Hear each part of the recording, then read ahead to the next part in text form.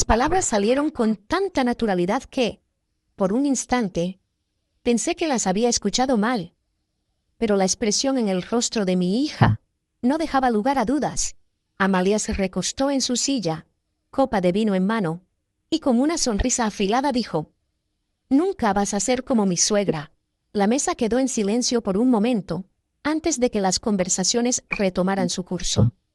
Todos fingiendo que no habían oído, Graciela, sentada frente a mí, se movió en su asiento con esa elegancia sin esfuerzo, que la hacía parecer inmune a la incomodidad. No corrigió a Amalia. No hacía falta. El daño ya estaba hecho. Me quedé ahí, con las manos cruzadas en el regazo, mientras el pollo asado que había preparado se enfriaba en los platos frente a nosotros. Me había pasado casi todo el día sazonándolo y rociándolo con cuidado, machacando las papas como a Amalia le gustaban cuando era niña, pero la comida pasó de mano en mano sin comentarios. Mientras Amalia elogiaba el postre que Graciela había traído de una panadería del centro: «Su gusto es impecable», dijo, con los ojos brillando de admiración. Tragué saliva, las palabras cortándome más hondo que cualquier cuchillo. Ya había sido invisible antes, años de ser pasada por alto en pequeños detalles, pero esto era diferente. Ser descartada tan abiertamente frente a vecinos y primos, mientras Graciela, envuelta en su collar de perlas, sonreía con sutileza ante los halagos. Era como ser borrada. Los recuerdos parpadeaban en mi mente noches en vela, preparando planes de clase cuando trabajaba en la biblioteca. Fines de semana dando tutorías a niños para pagar la colegiatura de Amalia. Recordé las veces que le preparé lonches con notitas escritas a mano.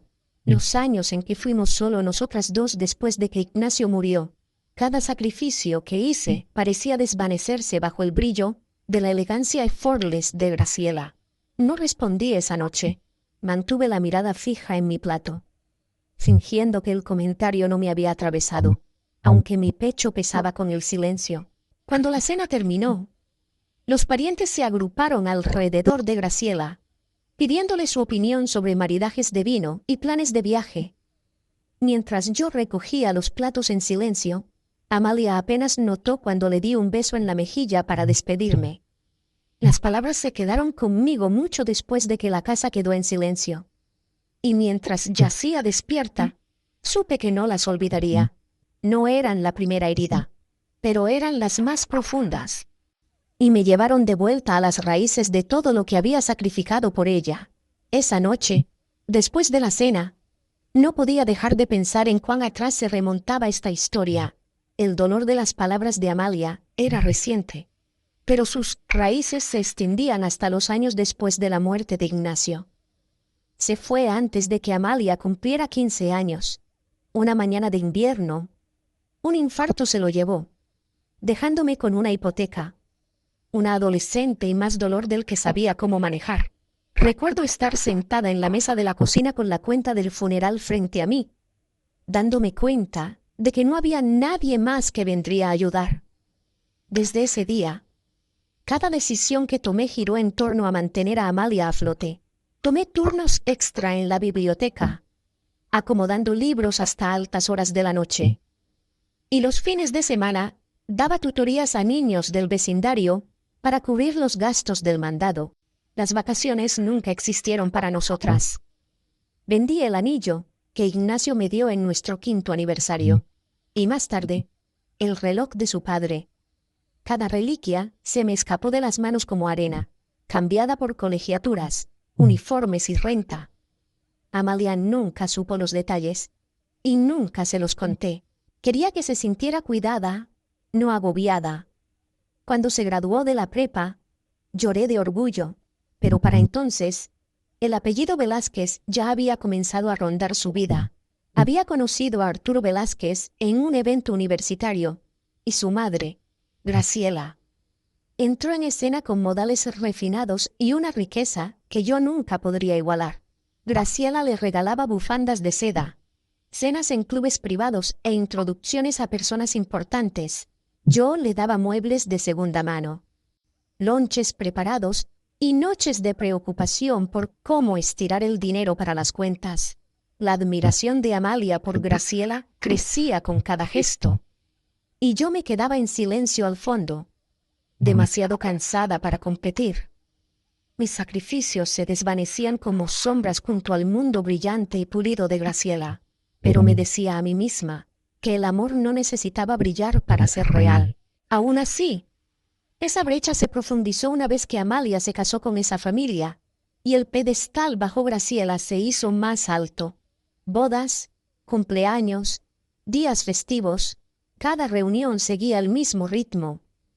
Graciela llegaba con un abrigo perfectamente cortado, cargando cajas atadas con listones de seda, y el rostro de Amalia se iluminaba como si una reina hubiera entrado al cuarto, en Navidad. Graciela le regaló un colgante de diamantes. En Semana Santa, una escapada de fin de semana a Puerto Vallarta, la sala vibraba con admiración. Los parientes inclinándose para escuchar las historias de Graciela sobre boutiques en París y recorridos por viñedos. Yo me sentaba cerca, a menudo con un platón de enchiladas aún tibio de mi horno o una bolsa de mandado escondida en un rincón. Cosas que Amalia me había pedido que trajera discretamente. Nunca las mencionaba a los invitados. En cambio, alzaba su copa y elogiaba la generosidad de su suegra, repitiendo las frases de Graciela como si fueran evangelio. Graciela siempre dice que hay que invertir en calidad, decía con una sonrisa, mostrando el colgante. Todos asentían como si acabaran de recibir una gran lección de vida. Cuando las conversaciones giraban hacia mí, el tono cambiaba. ¿Y tu mamá?, preguntó un tío una vez, mirándome. Amalia dio un encogimiento rápido de hombros. Su sonrisa sin cambios. Hace lo que puede, dijo. Las palabras cayeron suaves pero filosas, de esas que parecen inofensivas hasta que te cortan más tarde. Sola, en la oscuridad. Llevé esos momentos en silencio. Seguía recogiendo a mi nieto de la guardería cuando las juntas de Amalia se alargaban. Llenaba su despensa cuando el presupuesto no alcanzaba. Cosía el dobladillo de su vestido cuando no tenía tiempo antes de un evento. Nada de eso recibía aplausos. Y nada parecía importar cuando Graciela brillaba bajo la lámpara de araña. Graciela nunca fue cruel. Me trataba con cortesía, incluso con calidez a veces. Pero su presencia llenaba el cuarto de una manera que no dejaba espacio para mí. No era malicia, era gravedad. Y mientras más orbitaba Amalia a su alrededor, más sentía que me desvanecía en las sombras. Esa sensación de borrarme se asentó en mí, pesada y constante, hasta que el día en que las cuentas reales comenzaron a llegar a la puerta de Amalia, todo empezó con una llamada a medianoche. La voz de Amalia temblando de pánico. La renta estaba atrasada. Las cuentas de luz y agua se acumulaban, y las horas de Arturo en la firma habían sido recortadas. Intentó sonar despreocupada, pero podía escuchar el temblor bajo sus palabras. No lo dudé. A la mañana siguiente, escribí un cheque y lo envié por correo antes de irme a trabajar. Ese fue el primero de muchos. Pronto fue la cuenta de la luz. Luego el pago del coche. Después el mandado cuando el refrigerador estaba vacío. Vacié mis ahorros poco a poco, convenciéndome de que era temporal, que una vez que se estabilizaran, podría reconstruir. Cuando mi nieto necesitó medicinas que el seguro no cubría, entregué mi fondo de emergencia sin pensarlo dos veces. La idea de que él sufriera era insoportable. Graciela visitaba a menudo durante ese tiempo, llegando con su perfume suave y consejos calmados. Cruzaba las manos y le decía a Amalia que se mantuviera fuerte, que se apoyara en la familia y se enfocara en metas a largo plazo. Amalia asentía ansiosa, absorbiendo cada palabra. Pero cuando se trataba de las cuentas apiladas en la mesa, Graciela ofrecía simpatía, no dinero. Mis activos están en fideicomisos. Explicaba con una leve sonrisa que suavizaba su negativa. Nunca la corregí. Nunca mencioné que mi modesto salario de bibliotecaria mantenía las luces encendidas. Amalia elogiaba la sabiduría de Graciela después de cada visita, repitiendo sus frases como si fueran guía sagrada. Luego, depositaba el cheque que yo había escrito. agradeciéndome con un mensaje rápido. Si es que lo hacía, me decía a mí misma que no importaba quién recibiera los elogios, siempre y cuando mi hija y mi nieto estuvieran a salvo. Pero cada vez que la veía alabar los consejos de Graciela, mientras yo contaba monedas para comprar mi propio mandado, el peso de la invisibilidad presionaba más fuerte contra mi pecho. La crisis se prolongó por meses. Cada vez que pensaba que podrían recuperarse, llegaba otro sobremarcado como urgente. Pagué. Trabajé horas extras. Vendí joyas que no había tocado en años. Y a través de todo eso, la admiración de Amalia por Graciela solo parecía crecer. Me quedé en silencio. Incluso cuando la presión se intensificaba. Hasta la noche en que una celebración familiar convirtió mi silencio en algo insoportable.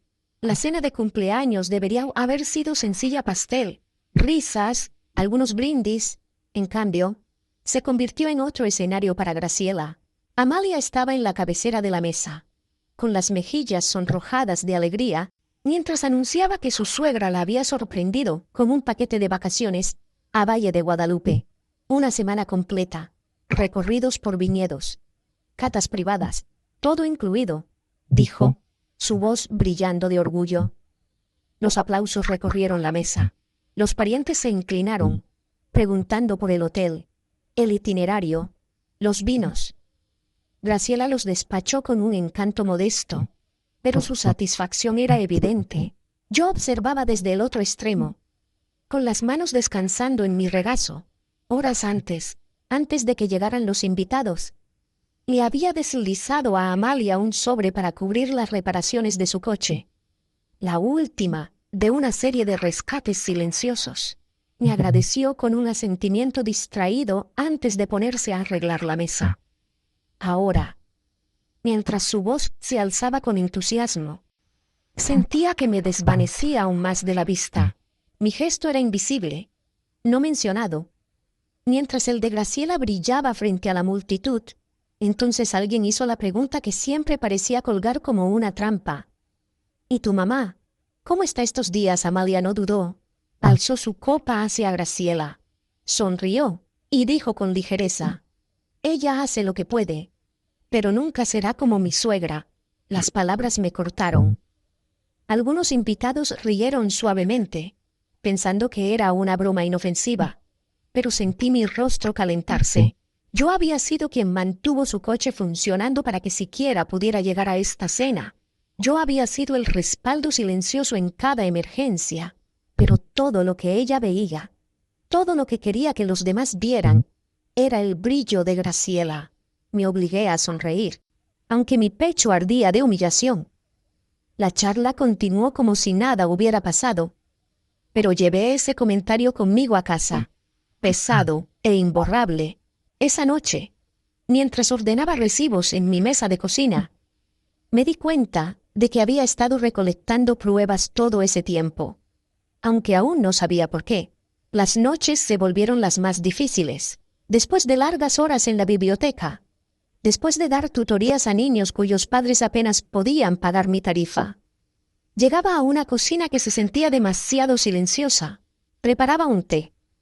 Me sentaba en la misma mesa donde Ignacio y yo alguna vez planeamos nuestro futuro, y extendía las cuentas que nunca debieron ser mías para empezar. Guardaba una carpeta en la mesa, gastada por el uso constante. Dentro había recibos, estados de cuenta, cheques cancelados, todos con el nombre de Amalia, todos pagados desde mi cuenta. Me decía a mí misma que era solo una buena práctica, que una mujer viviendo sola debía mantener sus registros en orden, pero la verdad pesaba más que los papeles mismos. Era evidencia, pura y simple. Evidencia de hasta dónde había llegado para mantener a mi hija a flote mientras ella cantaba alabanzas por otra mujer. Algunas noches hojeaba la carpeta como si estuviera probando el peso de mi propio silencio. Marzo, renta, servicios. Abril, reparaciones del coche. Mayo, medicamentos recetados para el asma de mi nieto. Cada línea contaba una historia de sacrificio que ella nunca vio. Mis ahorros. Alguna vez un pequeño colchón para el retiro. Se habían reducido a casi nada, Incluso dejé de contribuir a mi pensión, convenciéndome de que las necesidades de Amalia eran más urgentes. Ella no lo sabía. No tenía idea de que había vendido la última joya que Ignacio me dio, y que me saltaba comidas en el trabajo para estirar el mandado, para ella. Yo era la madre que lo intentaba, la madre que nunca podría ser tan pulida, tan generosa, como Graciela. Quería creer que mi silencio era fuerza, que el amor significaba dar sin esperar aplausos, pero cuanto más guardaba la verdad en esa carpeta, más pesada se volvía, hasta que parecía presionar cada parte de mi vida. La carpeta nunca dejaba la mesa.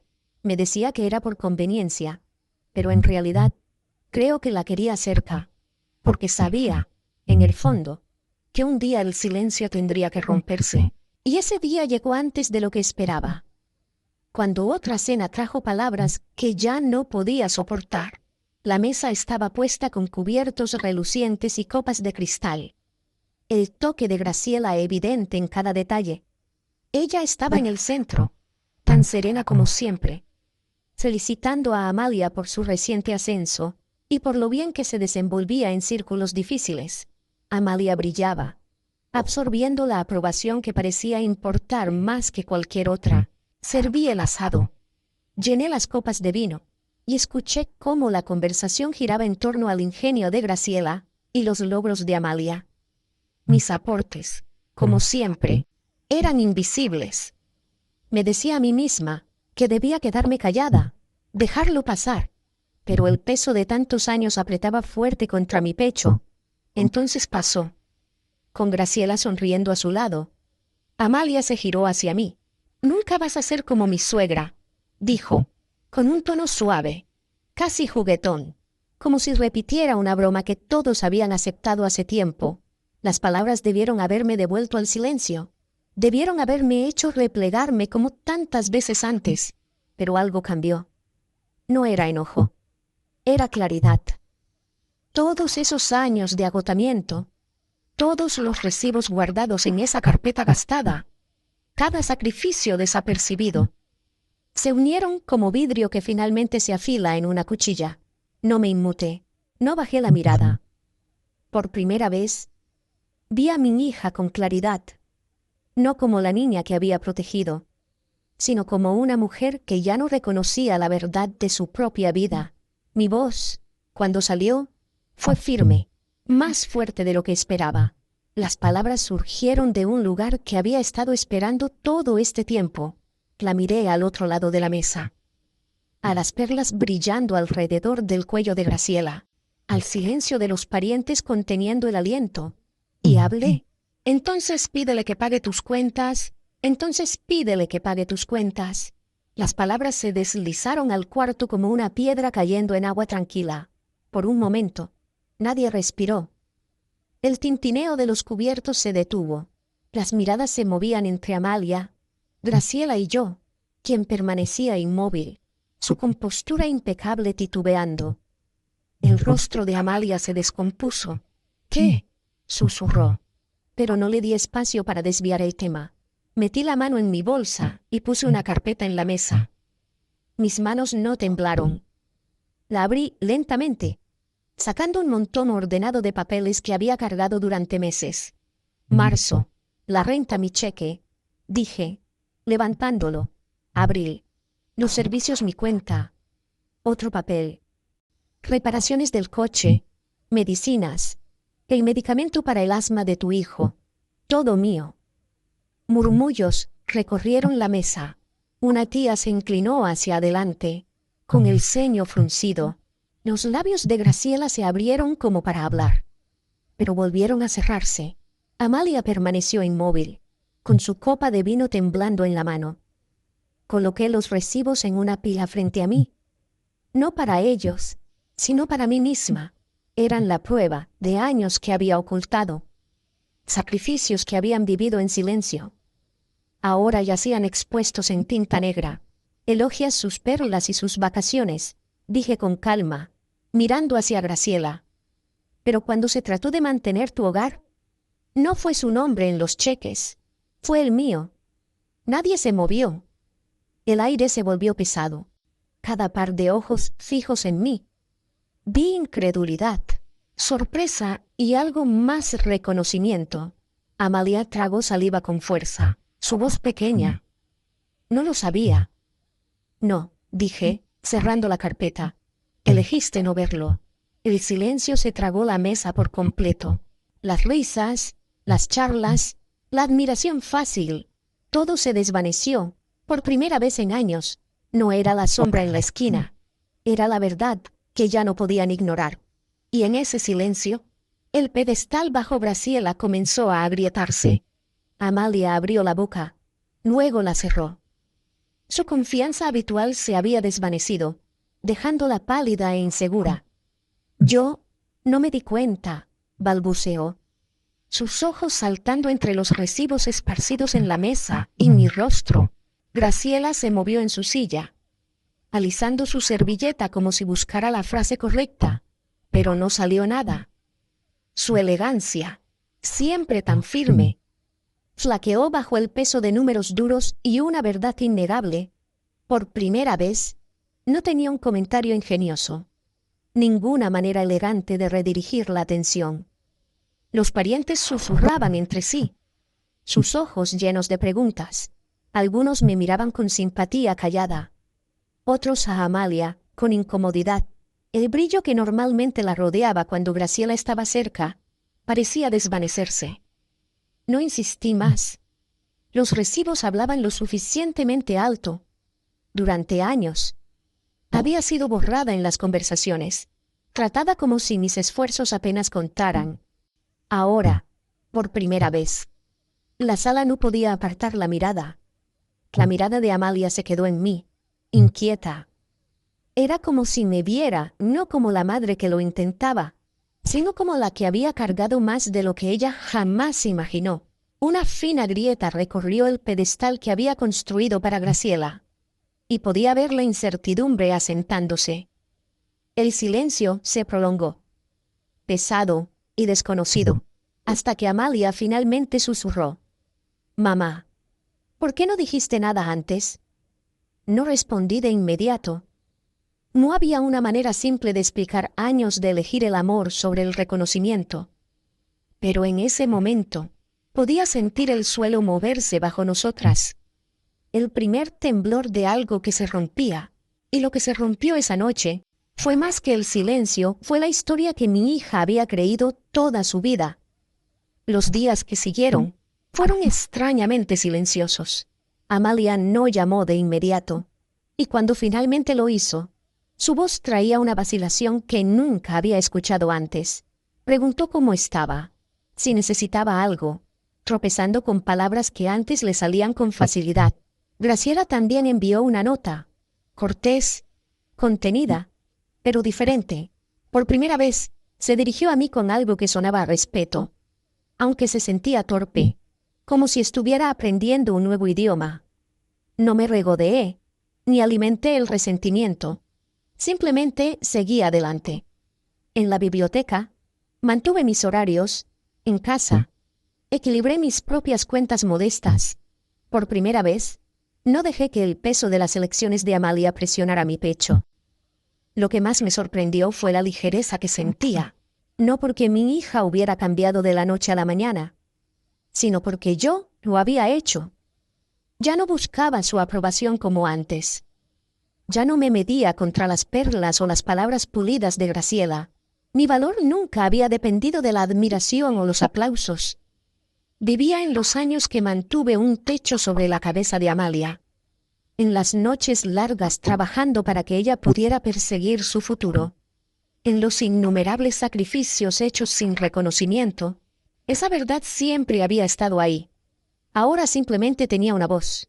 Cuando recordé esa noche en la mesa, el silencio atónito y los papeles expuestos, me di cuenta de algo esencial. El respeto no se mendiga. No viene envuelto en listones ni exhibido en vitrinas de cristal. El respeto se revela con la verdad. Y al final, ¿qué define el valor de una madre, la admiración que se desvanece o los sacrificios que perduran?